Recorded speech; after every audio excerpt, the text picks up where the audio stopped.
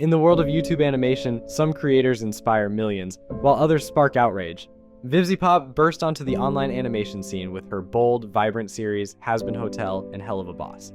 Her unapologetically mature themes and colorful art style put her in a league of her own, but also placed her at the center of controversy. Channel that I spend quite a lot of time whinging about this creature. It's called a VivziePop and I genuinely don't like it. It began in 2016 when she introduced JoJo in Zoophobia, a character many saw as an exaggerated, problematic caricature of a transgender person, sparking a deep rift with parts of her fanbase. Private conversations between VivziePop and others later surfaced, fueling the backlash, all compiled into a 36-page document alleging a disturbing pattern of transphobia. And that wasn't the only time her characters crossed the line. Fans kept pointing out her recurring use of harmful, exaggerated stereotypes. The character of Angel Dust is a walking, talking gay stereotype who is being misgendered constantly. Over the years, more criticism piled on. Accusations of image tracing her art, a lack of body diversity in her designs, and leaning heavily on explicit language. You know, we can do this fucking shit every fucking night. You don't have to spend all your off hours working on yourself, you little bitch. I hate her because she relies on the word too much. Like, damn, if she wants to have the same type of dialogue as Scarface, she should at least make her writing good like Scarface. One comment even accused her of defending someone who had done blackface by drawing fan art of them. Rather than addressing the backlash, VivziePop often doubled down or dismissed it entirely, trading admiration for outrage. In the end, she proved that no matter how talented you are, mishandling criticism can turn fans into critics overnight. But while VivziePop pushed fans away, Jaden pulled hers closer.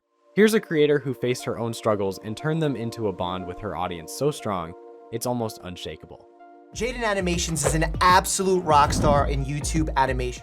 Jaden Animations has become one of YouTube's most trusted storytellers, amassing over 14.5 million subscribers with her clean, expressive art style and a humor that feels like talking to a friend. What sets her apart isn't just the polished animations, it's her willingness to open up about social anxiety, mental health, and self-growth in a way that feels authentic and never preachy. Okay, before I even say anything, let's lay out some ground rules. This is probably gonna be the most open I'll ever get about my personal life. In one fan favorite video, she uses humor to teach people how they can set boundaries when it comes to talking about your sexuality. I'm gonna be talking in very general surface level terms because specific personal details are for me to know, and in the nicest way possible, none of your business. In the nicest way possible, it's none of your business is literally the most understandable thing I've ever heard. Her openness has extended beyond her stories. When she came out as aromantic and asexual in 2022, the response was overwhelmingly supportive, with people even starting to learn more about their own life. I had my suspicion that I was part of the aroace community before, but her video definitely helped me accept it. But Jaden's impact goes further than YouTube.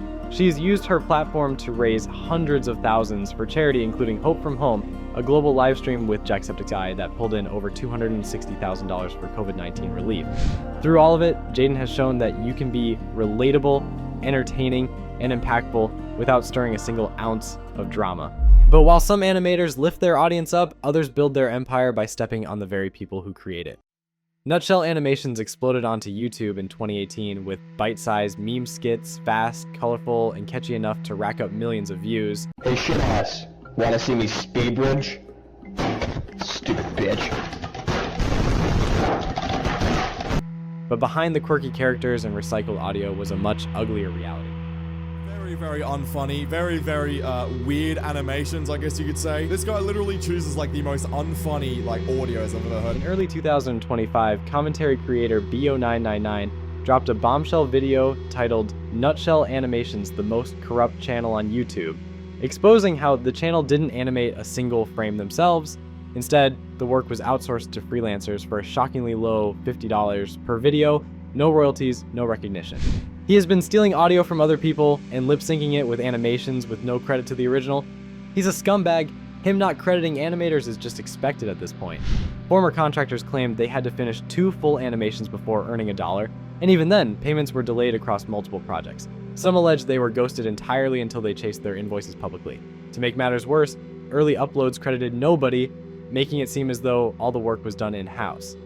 Only after the backlash snowballed did Nutshell start listing animators in the description, a move many fans saw as too little and too late. 860 views in 39 minutes, bro fell off. Alan Becker is living proof that you can dominate YouTube without exploiting a single person.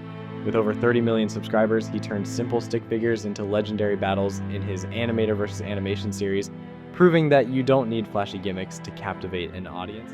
Animator vs. Animation, episode 11. Ladies and gentlemen, we have been waiting over a year for Alan Becker to grace us with the brand new episode of Animator vs. Animation, and here we are. But what really sets him apart is how openly he shares his process. Through his dedicated free tutorial channel, he's walked countless aspiring animators through everything from rough keyframes to polished final shots, offering for free what others would hide behind a paywall. Fans aren't just entertained, they're inspired. He's even built a public Minecraft server where fans can interact and collaborate creatively, turning his audience into a community. While Nutshell's empire is powered by underpaid freelancers, Becker's is built on passion, transparency, and lifting others up every step of the way. Now let's go from honest artistry to wholesome-looking lies. Storybooth built its brand on being real stories told by real teens, but behind those pastel colors was a factory of manufactured drama.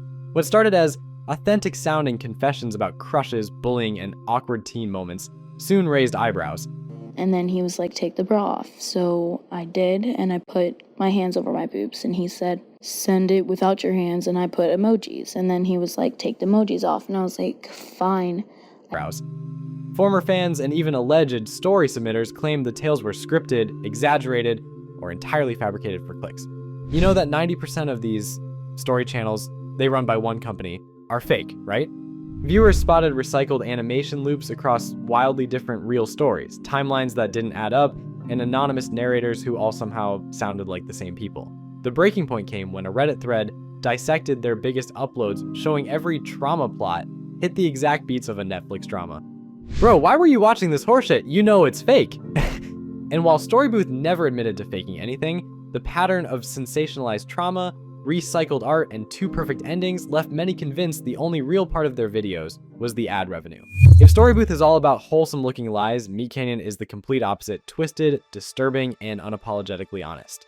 Hunter Hancock, the creator behind the channel, built a cult following with grotesque, horror-style parodies of beloved cartoons and pop culture icons. Taylor Swift is here before the kickoff, cheering on her man Travis Kelce. My God, is she beautiful. I'm thinking about breaking up with Taylor. I enjoyed that. It was nice, chat. I'll put it in the chat. Look, chat. Guys, that was Meat Canyon. Meat Canyon on YouTube / here's the link, chat. Here's the chat. Here's this chat. His work takes the familiar and drags it into a nightmarish alternate reality, often as a form of biting commentary. And while his art style is anything but kid-friendly, fans praise him for his originality and fearless creativity. In all seriousness, Meat Canyon is an excellent caricature artist. Everyone looks close enough to the real person, but still hilariously warped at the same time. But that honesty also comes at a cost. In 2021, his viral Wobbit Season parody of Bugs Bunny was taken down by Warner Brothers, and other companies have since tried to remove his work for parodying their characters. Instead of caving, Meat Canyon doubled down, making new videos mocking the takedowns themselves. His fans rallied behind him, flooding comment sections and social media with support, seeing the removals not as a defeat, but as proof he was getting under the skin of the right people.